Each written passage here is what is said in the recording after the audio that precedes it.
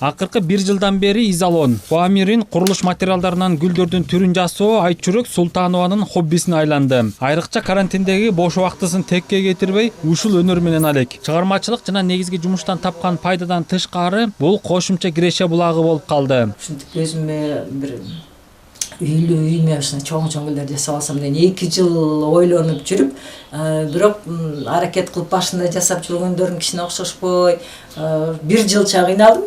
Анан жарым жыл, 1 жылдан бери аябай жакшы такшалып, тажрыйбам топтолуп күндө жасап атканга баягы колуңда көрүнүп калат экенсиң. Алгачкы гүлдөрдү жасай баштаганда ою чиймелер кыргызга тиешелүү өзгөчөлүктөрдү эске алуу менен улуттук колориттеги эмгек жаратууну максат кылган идеясын 1 жылдан ашык бышырып, натыйжада оюндагыдай гүлдү жасоого жетишкен.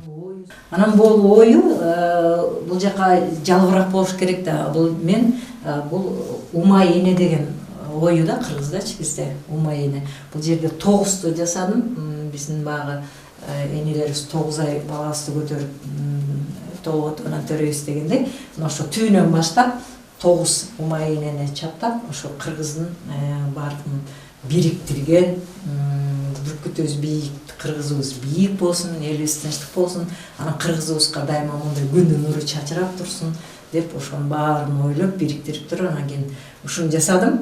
Азыр Айчүрөк Султанованын эмгегине кызыккандардын саны барган сайын көбөйүп жатат. Негизинен жасагандарын Instagram аркылуу жарнамалайт. Ошого жараша кардарлары келип сатып алып кетишет. Баасы да карапайым элдин чөнтөгүнө ылайыктуу. 700дөн 2000 сомго чейин. Материалдарды Орусиядан буйртма менен алдырат. Бул светильник роза да. Түндө кадимкидей күйгүзүп, жакшы комнатаңа уктоочу бөлмөңө коюп алсаң, сайып коюп жата берсең, бул чоң жарык эмес, жакшы жарыкты берет, өтө жакшы көрүнөт. Ошон үчүн ушундайларды да кичинекей горшокко салып туруп жасап атам. Карманыбыз гүлдөрдүн түрүн жасоону жолго коюп алды. Келечекте бул өнөрүн үйүнөн чыга албаган кыз келиндерге үйрөтсөмбү деген ниети бар. Себеби аларда жөн жатпай ушундай чыгармачылык менен алектенип, каржы табуусуна шарт түзүлсө дейт. Өзү да айрым учурларда кайрымдуулук уюмдар менен кызматташып турат. Дүйшөн Шаршембеков, Калыбек Абдымамутов, New TV.